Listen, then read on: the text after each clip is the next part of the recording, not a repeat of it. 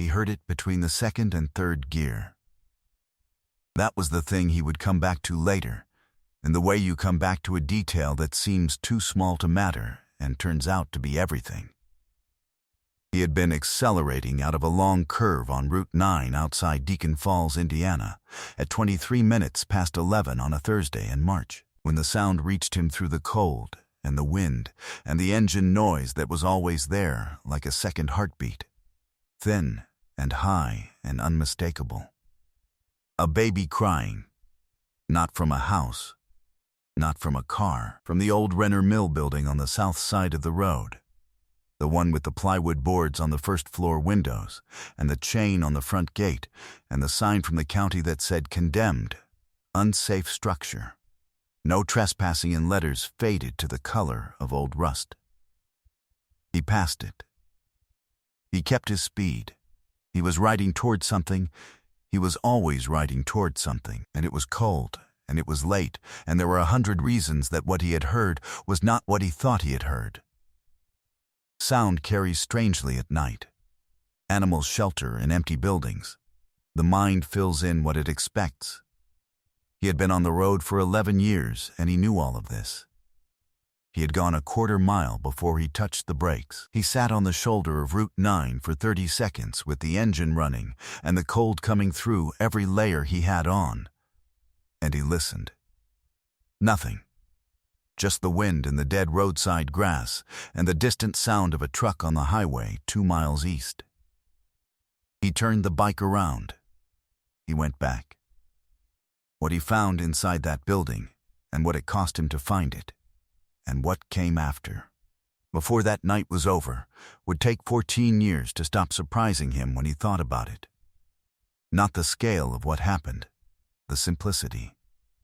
The fact that everything that followed came down to a single choice made on a dark road at 23 past 11, when the reasonable thing was already behind him and receding. He turned the bike around. That was all. The Renner Mill building had been a grain processing facility from 1931 until 1987, and after that it had been an attempt at a county heritage center, and after that, nothing at all.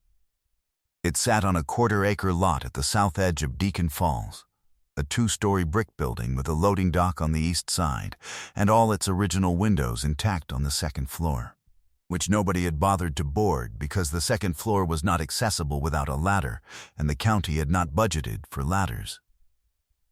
Deacon Falls was a town of 3,000 and some change that sat on the flat agricultural land east of Indianapolis.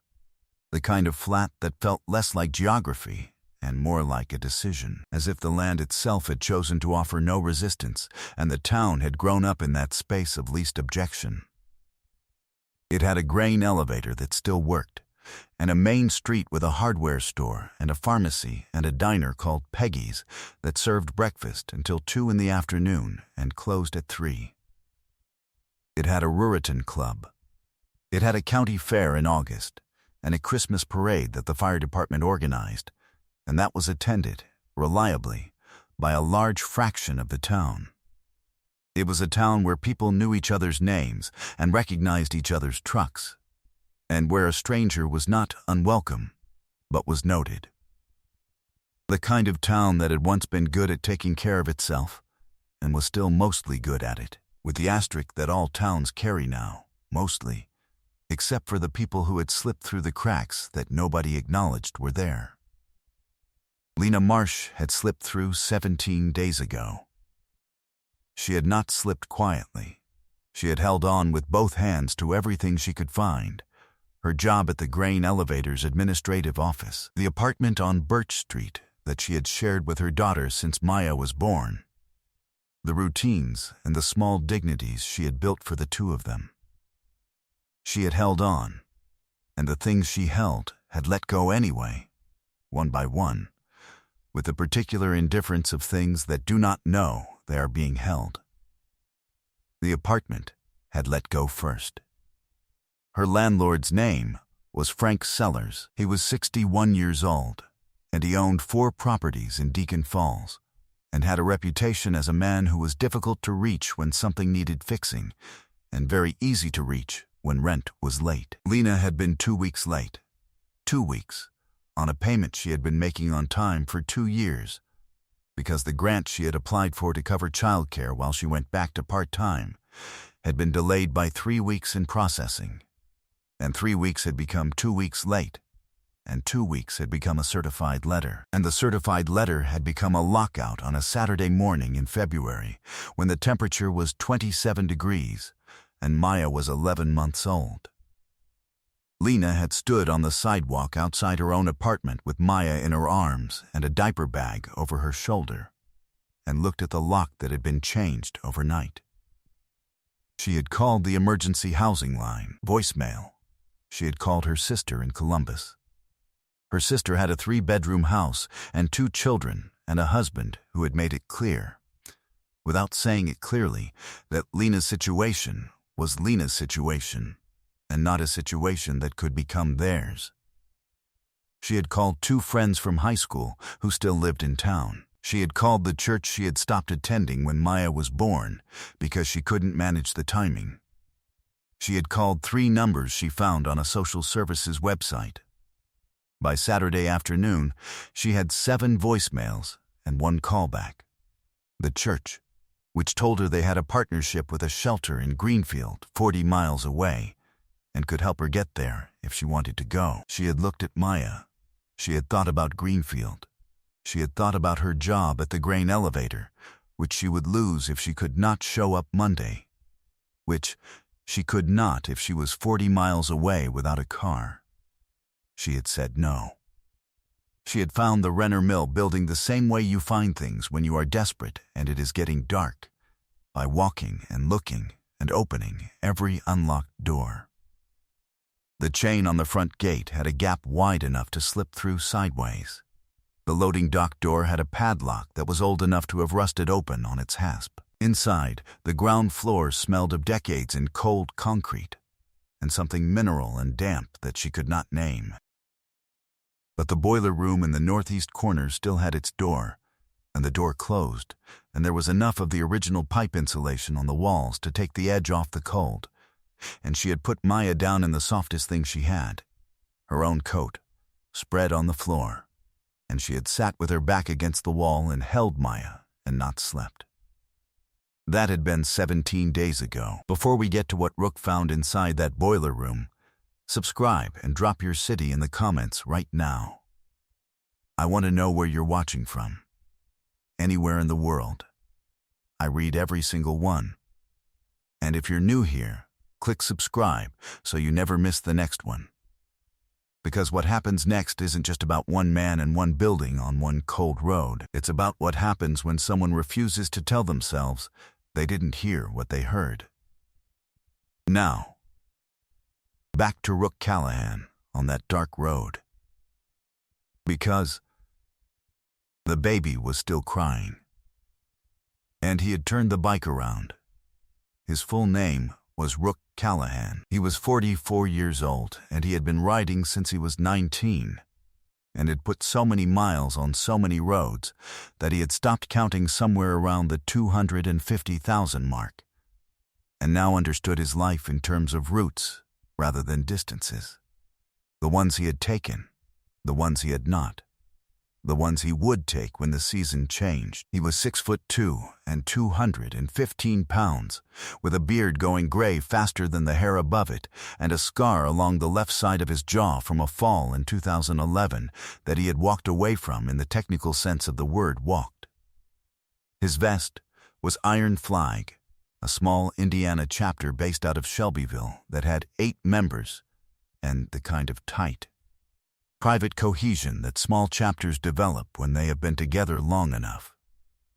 He had been with them 11 years, before that a decade alone, which was a different kind of riding. He had been heading for his brother's place in Terre Haute, where there was a birthday dinner he was already late for by 45 minutes. His brother's name was Patrick, and Patrick had been making the same joke about Rook being late for 11 years and would make it again tonight. And Rook had been looking forward to it in the way you look forward to something you know is coming and that you know will be good. He had been riding since 6. He had the cold in his bones and the particular tired that comes from long highway hours, and he wanted to arrive. He wanted Patrick's kitchen and Patrick's wife's cooking, and the specific noise of his nephews, who were 7 and 9, and who treated his arrival as an event that required immediate and total investigation of his saddlebags. He had wanted to keep riding. He turned the bike around. He killed the engine at the Renner Mill gate, because the last thing he wanted was to make more noise than he already had, and he slipped through the gap in the chain and stood for a moment in the gravel lot with his flashlight, and the silence, and the smell of old brick and winter. He listened. Nothing for 8 seconds. Then it came again. Thin, high from inside. He went to the loading dock. He found the boiler room by sound rather than light, following the crying through the dark ground floor with his flashlight held low, the way you move through an unknown space when you don't want to startle anyone inside it. The door was ajar. He stopped outside it. "Hello," he said. Not loud. Level, the crying stopped. The silence was its own kind of answer.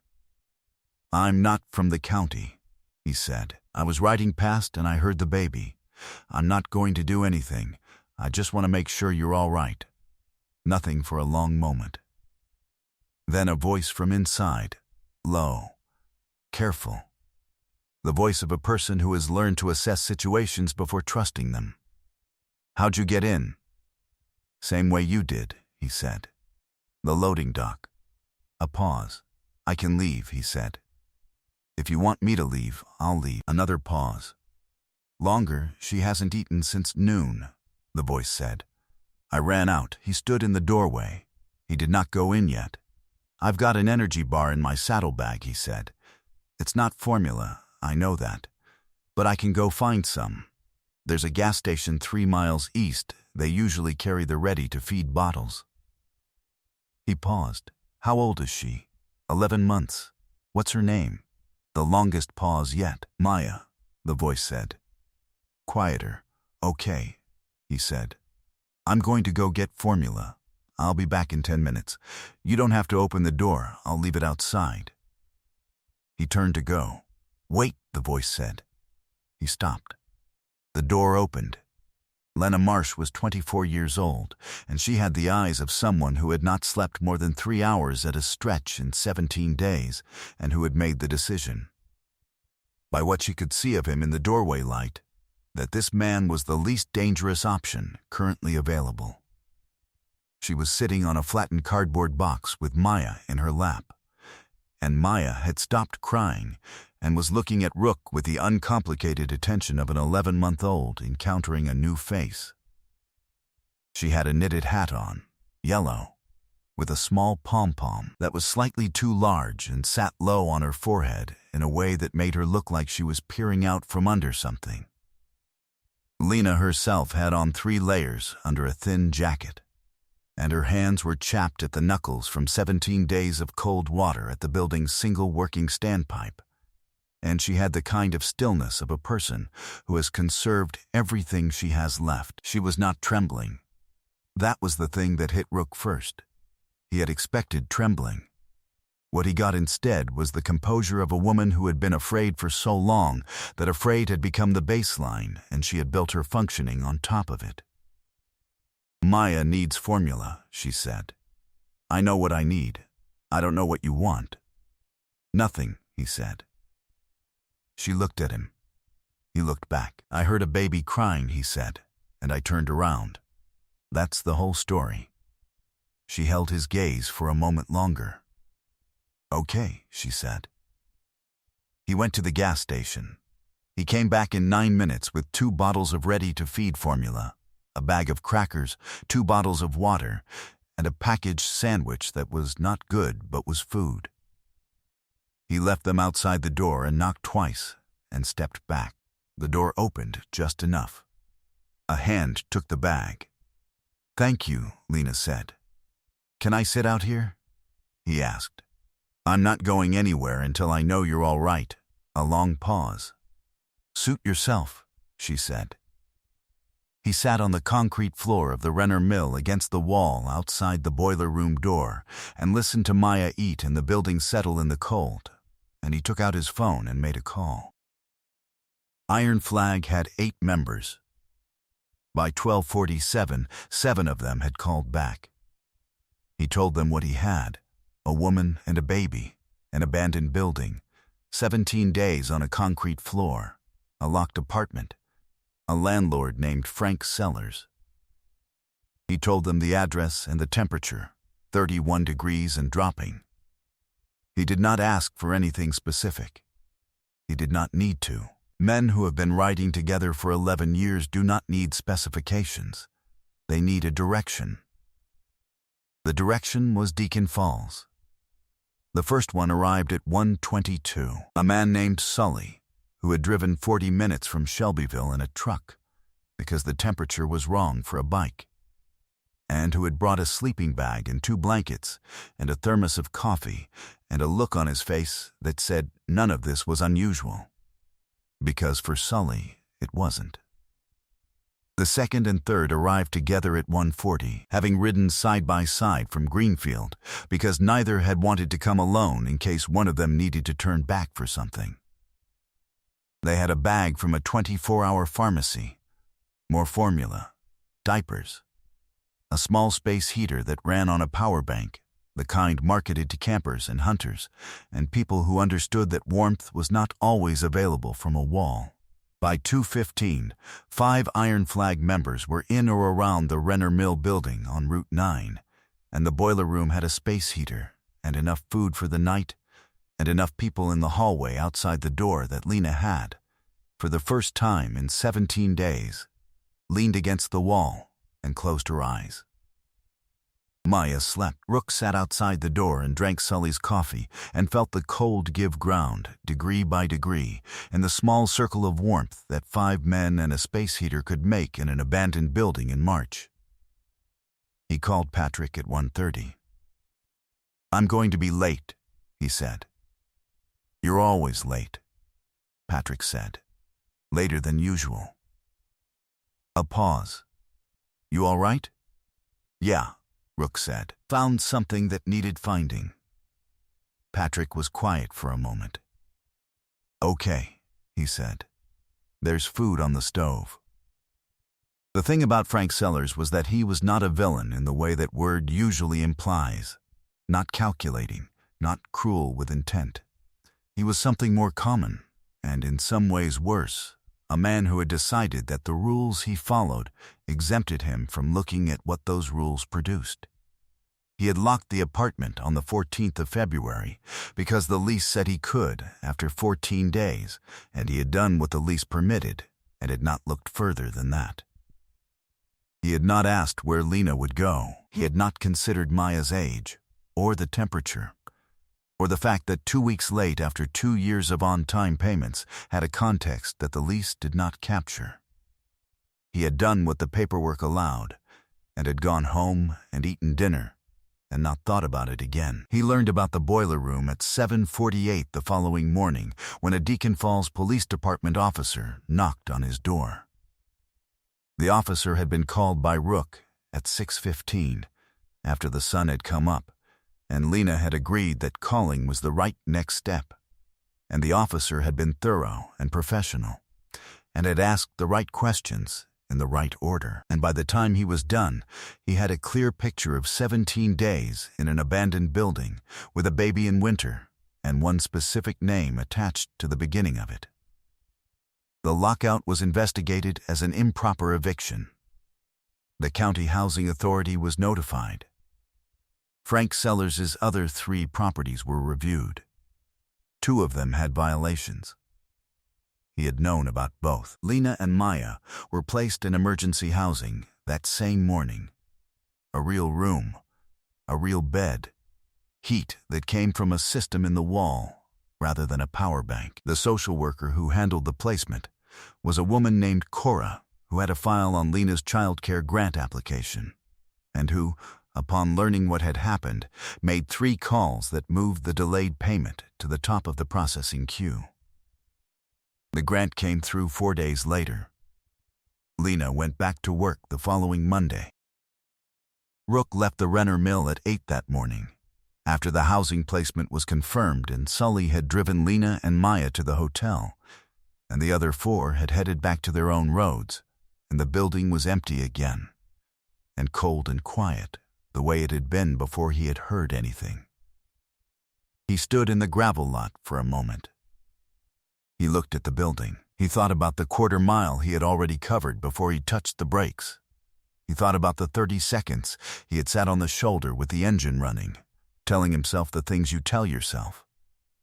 Then he stopped thinking about it. He pulled his helmet on. He got on the bike. He got to Patrick's house at 9:17, which was 9 hours and 54 minutes late, and which Patrick noted with the precision of a man who had been making the same joke for 11 years and intended to make it for 11 more. Rook ate cold eggs at the kitchen table while his nephews demonstrated, in exhaustive detail, everything they had learned about dinosaurs since his last visit. He listened to all of it. He had nowhere to be. Maya Marsh turned 2 in February. Lena sent a photo to Rook's number, the number she had kept. The way you keep a number when you understand it represents something more than a contact. Maya was in a yellow dress that matched the pom-pom hat, which she had outgrown, but which Lena had kept anyway, and she was standing on her own 2 feet in front of a birthday cake with 2 candles. And she had the expression of someone who has been told something significant is happening and is prepared to take it seriously. The message with the photo said, "She's walking everywhere now. Thank you for turning around." Rook looked at it for a long time. He wrote back, "Thank you for not telling me to leave." He put his phone in his pocket. He went out to the garage where his bike was parked and stood looking at it in the morning light, at the worn leather of the seat and the patches on the vest he had left folded over the handlebars. He thought about a road at night, about the space between the second and third gear where the sound had come from, about 30 seconds on a shoulder with the engine running, which is all it had been, really, 30 seconds of silence and the decision that followed. He thought about the things that happen in 30 seconds that you spend the rest of your life not regretting. He put on the vest. He went for a ride. If this story reached you, if you believe that the decision to turn around is always available, to anyone, at any moment, share this with someone who needs to hear it today. Subscribe so you never miss the next one. Drop a comment. Have you ever turned around when you could have kept going? Type "turned" in the comments if this one stayed with you.